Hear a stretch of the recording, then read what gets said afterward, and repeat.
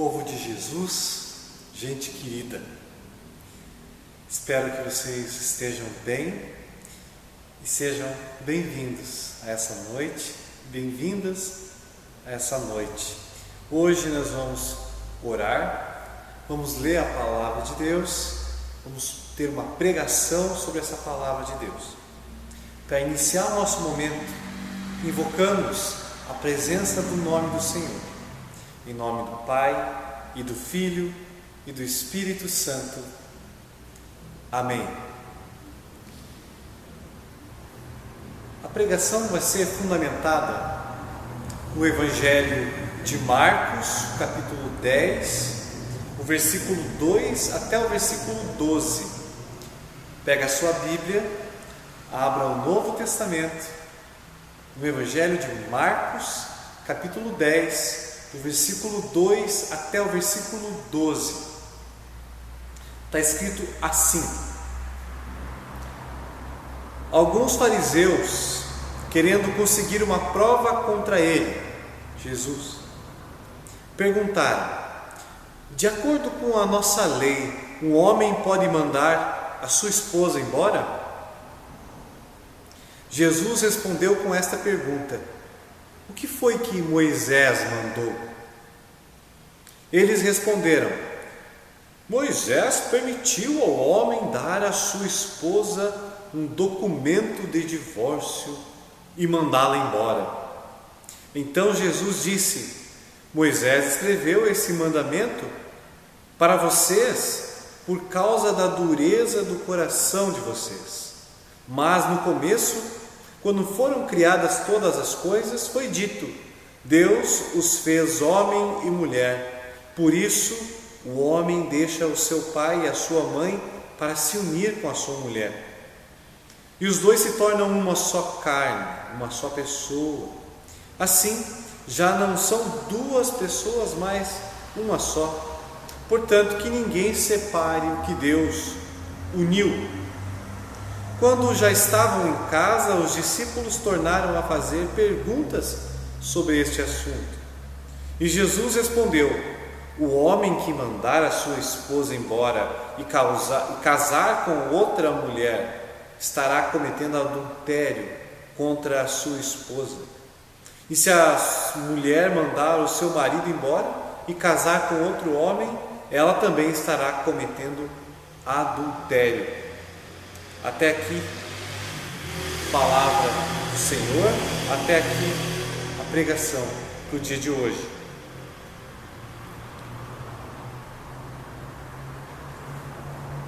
Em nome de Jesus, o Salvador. Amém. O texto de hoje ele é um pouco perigoso. É muito fácil a gente cair na tentação de fazer um apanhado moralista com a leitura de hoje, pregando contra o divórcio, chamando a atenção das pessoas que são divorciadas. Isso não cabe a nós. Esse também não é nem o sentido do texto. No próprio texto, essa não é a preocupação inicial. No início do texto fica claro que esse assunto é apenas uma armadilha para pegar Jesus. Uma armadilha produzida pelos mestres da lei e, dependendo da resposta que Jesus der, poderá ser acusado de blasfêmia, como realmente aconteceu mais tarde. Mas o que a gente pode tirar de orientação para a nossa vida hoje?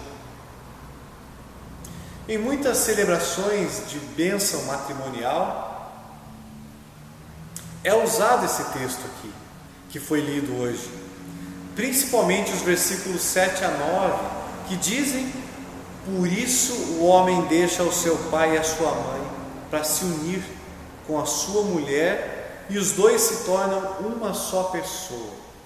Assim, já não são duas pessoas, mas uma só. Portanto, que ninguém separe o que Deus uniu. Quantas vezes Você, meu irmão e minha irmã, já ouviu esses versículos em um casamento? Para um casal, essas palavras servem de orientação quanto à cumplicidade, quanto também à prática amorosa, não só o falar eu te amo, mas a prática amorosa que deve haver em uma relação. Chama atenção também a ênfase dada para a união nesses versículos. Deus não quer que nada nem ninguém interfira naquilo que Ele uniu. Então, agora a gente tem uma luz para o texto do dia de hoje. A gente pode perceber que esse tema, união, perpassa todo o texto. No Antigo Testamento, Moisés, ele colocou algumas leis por causa da dureza do coração das pessoas. As pessoas não haviam aprendido a viver em união. As pessoas não conseguiam o simples conviver com o seu semelhante. Isso não apenas no casamento, mas em qualquer relação entre as pessoas, uma relação interpessoal, né? Em muitos casos, como para os fariseus, vale o que a lei diz. E a lei aqui não é a lei de Deus, a vontade de Deus, mas sim aquela que foi sendo colocada, foi sendo criada, transformada, né? Foi sendo colocada pelo povo hebreu, pelos judeus, e essa lei criada muitas vezes acabava ficando acima da vontade própria de Deus, a vontade primeira, a vontade original de Deus, da lei do Senhor, aí sim, né? A lei do Senhor, os mandamentos. Essas leis acabavam, no fim das contas, falando que não importa o que Deus diz, importa o que as leis humanas dizem, que a gente foi colocando, né? Durante o percurso ali, as tradições, que o que eu posso e o que eu não posso fazer é aquilo que eu fui colocando, coisa humana. Olha que absurdo então que acontecia, né? E como é que nós vivemos hoje? Qual que é o norte da nossa vida, das nossas decisões? O que fundamenta as nossas decisões éticas, né? As nossas relações pessoais, o que fundamenta as nossas relações pessoais e amorosas?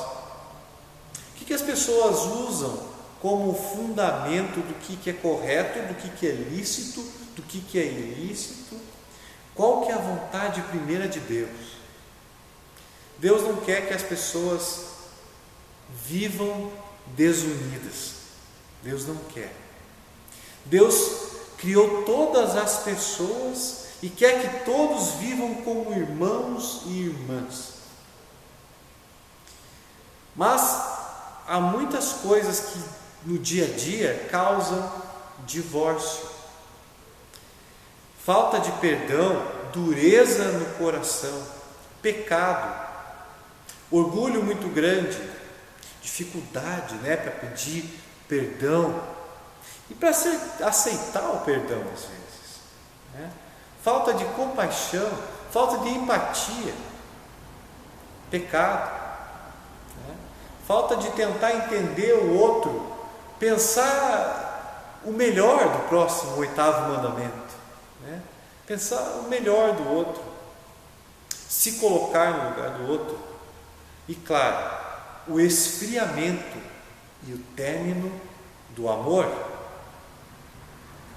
Deus não quer que seja assim.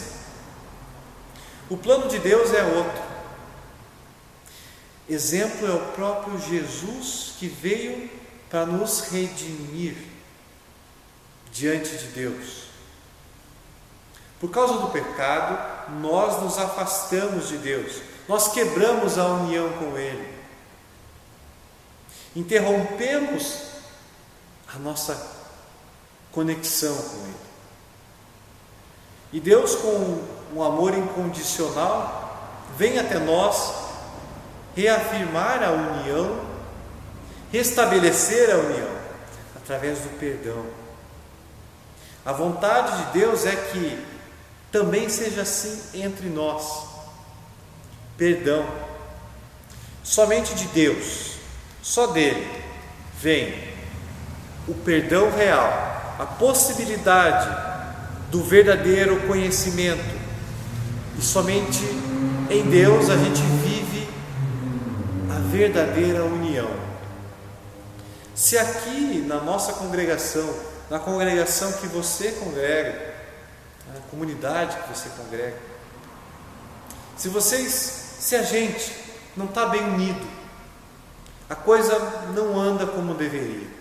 A lei diz que vocês precisam vir ao culto, ou ir ao culto, à presença, à comunhão, ao templo de vocês. Vocês precisam ajudar nas atividades das congregações, para vocês criarem laços, para ajudar, doarem os seus dons, Tudo isso é muito bom. E Deus diz, sim, isso também. E amem. Amem uns aos outros. A vontade de Deus vai além de fazer ou deixar de fazer. A vontade de Deus tem a ver com o amor, com amar. Eu vou contar uma história para vocês, para auxiliar a nossa reflexão. Uma história que eu busquei.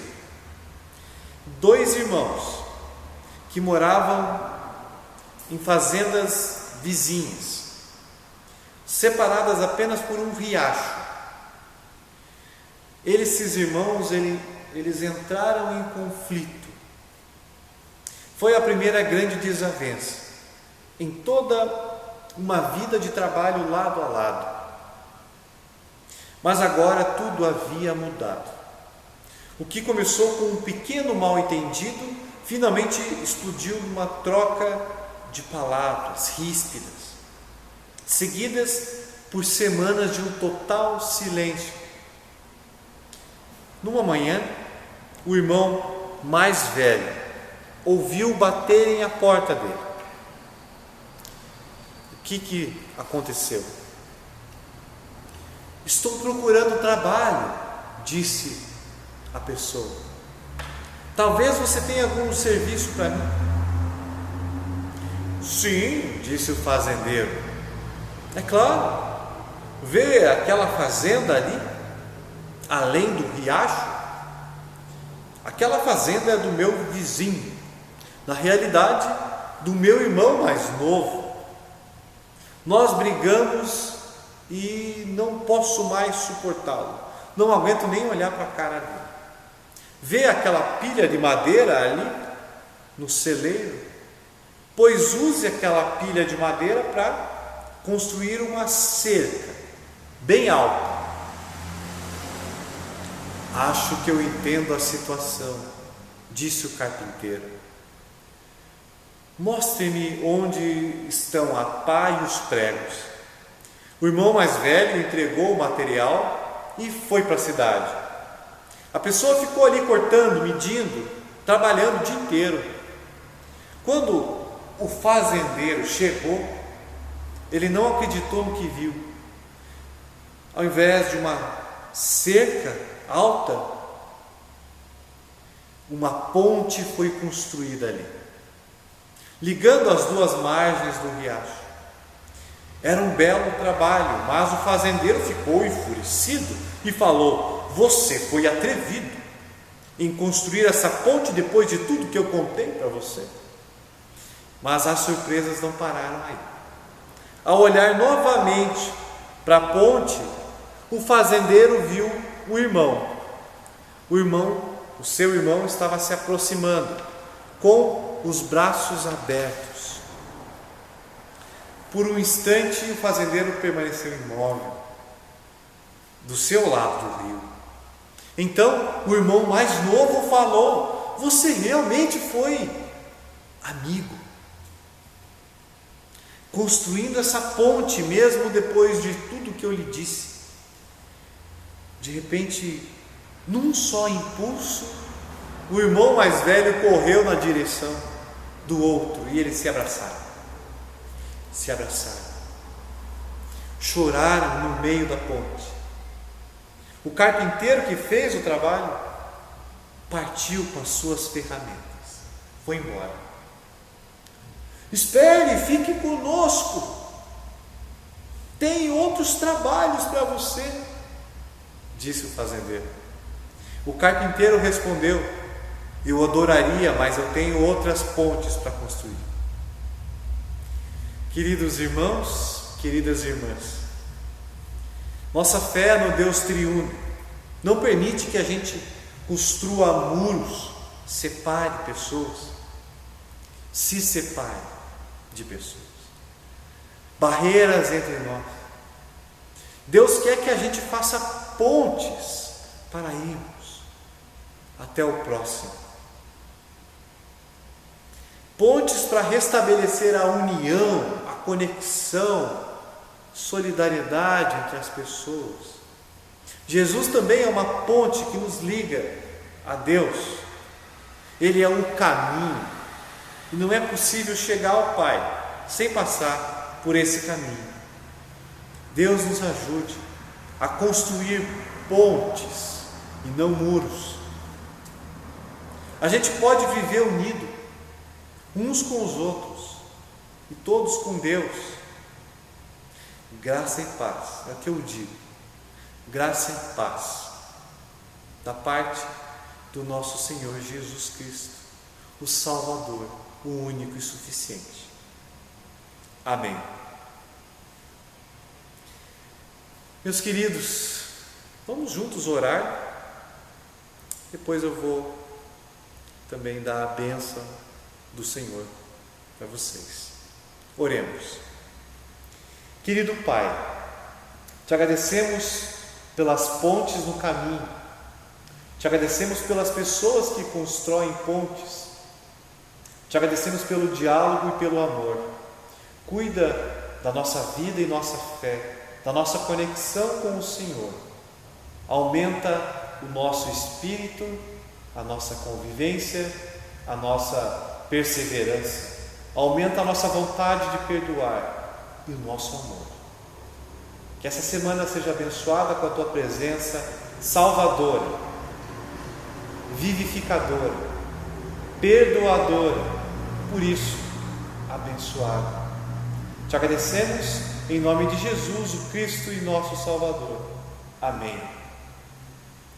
Meus queridos, recebam a bênção do Senhor. O Senhor te abençoe e te guarde. O Senhor faça resplandecer o seu rosto sobre ti e tenha misericórdia de ti. O Senhor sobre ti levante o seu rosto e te dê a paz. Amém. Amém.